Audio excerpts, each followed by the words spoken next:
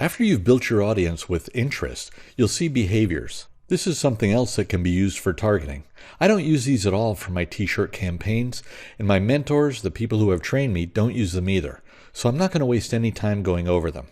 You can test them if you like, or just skip over them like most of us do. For connections, leave all selected.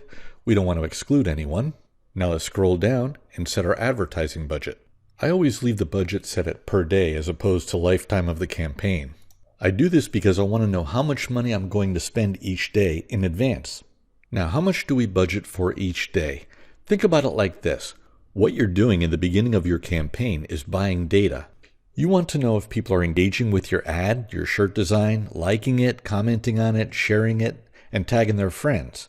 And most importantly, buying your shirt. Usually you'll need to spend about $20 to $30 to find this out. So if you set your budget at $20, $25, $30, you can get this data all in one day or 24 hours. If you set your budget at $5, it will take you 4 or 5 days to find out this information. So what you set your budget at depends on your own personal comfort level. When I'm running campaigns, I usually run 5, 6, or 7 at a time. And I usually start with $15 or $30 per day, depending on how confident I feel that a shirt will sell.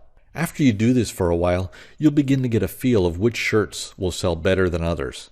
And of course, sometimes you'll be totally wrong. There's also one more thing to consider about starting with a lower budget. The data that you collect is spread out over a longer period of time, so it may be a little more accurate. For example, some campaigns will be going really well, and you'll be selling several shirts each day. Then you hit a day where you don't sell any.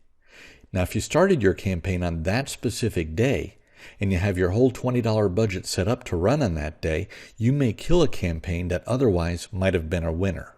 So for your first few campaigns, you might want to just start with $5 per day, just to see what type of engagement you're getting. If it's good, you can increase your budget the next day or at any time. For scheduling, I watch my ads every day, so I just leave them on and turn them off just before the end of the campaign. Just don't forget to turn them off or you'll be wasting money. Now, if you want, you can schedule a start and end time for your ads to run. This is good if you're running a lot of campaigns at once, then you won't have to remember when to turn each one off. To get the end time, you would just go back to Teespring and find out exactly when your campaign ends. And down here for bidding, I always leave this set at Optimize for Page Post Engagement. If you're not seeing this, all you have to do is click Show Advanced Options. Next, we already gave our campaign a name, now we have to give our ad set a name. I'll just call this Boating Ad Set. Now we'll scroll down a little bit more. You should see your ad over here on the right, and on the left, I'm going to click Show Advanced Options.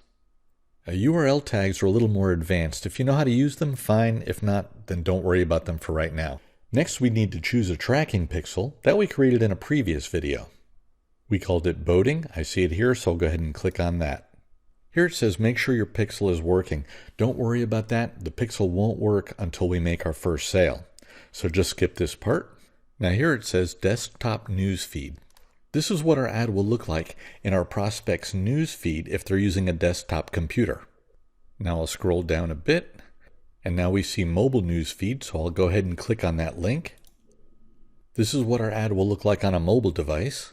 Then below that we have Right Column. Now for some reason, right column ads don't work well for most campaigns, so I always remove them when I start a new campaign.